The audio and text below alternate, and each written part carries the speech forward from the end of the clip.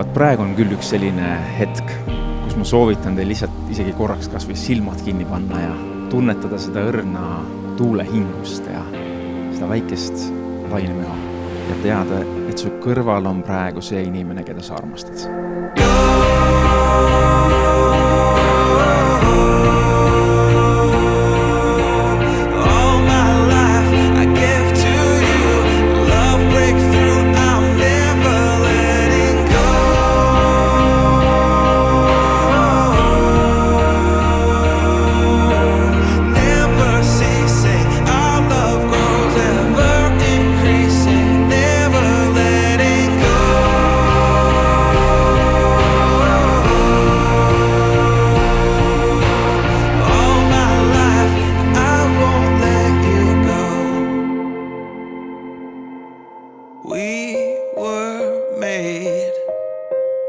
We were made for each other.